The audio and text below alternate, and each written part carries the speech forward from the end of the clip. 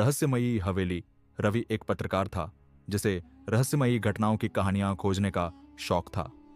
एक दिन उसे एक पुरानी वीरान हवेली के बारे में पता चला, जिसके बारे में कहा जाता था कि वहां अजीबोगरीब घटनाएं होती हैं। रात में किसी के चीखने की आवाजें आती थीं और जिसने भी अंदर जाने की हिम्मत की वह या तो लौटकर नहीं आया या फिर पागल हो गया। रवि ने तय किया कि वह इस हवेली की सच्चाई का पता लगाएगा। उसने अपने दोस्त विजय को साथ लिया और दोनों कैमरा व टॉर्च लेकर रात के अंधेरे में हवेली पहुंचे। हवेली जर्जर हो चुकी थी और चारों ओर घना अंधेरा था। जैसे ही वे अंदर पहुंचे, दरवाजा अपने आप जोर से बंद हो गया। दोनों चौंक गए, लेकिन हिम्मत जुटाकर आगे बढ़े। हवेली के अंदर अजीब सी सर्द हवा बह रही थी। दीवारों पर पुरानी तस्वीरें टंगी थीं, जिनमें दिख रहे चेहरों की आंखें उन्हें घूर रही थीं। अचानक उन्हें ऊपर की मंजिल से किसी के कदमों की आहट सुनाई दी। रवि और विजय ने टॉर्च जलाकर ऊपर जाने का फैसला किया। सीढ़ियां चरमराते हुए आवाज कर रही थीं। जैसे ही वे ऊपर पहुंचे, दरवाजे के पीछे से किसी के रोने की आवाज आई।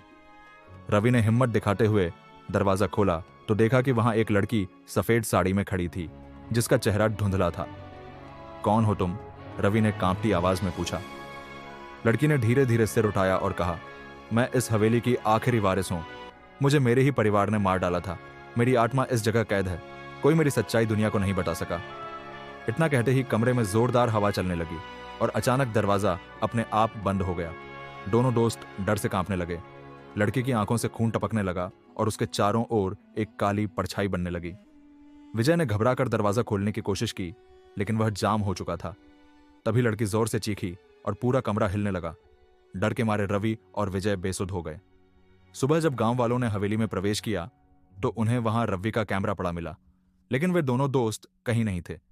कैमरे में आखिरी रिकॉर्डिंग में केवल एक डरावनी हंसी सुनाई दे रही थी। ऐसी वीडियो देखने के लिए सब्सक्राइब करें हमारा यूट्यूब चैनल कासिम अलवी को।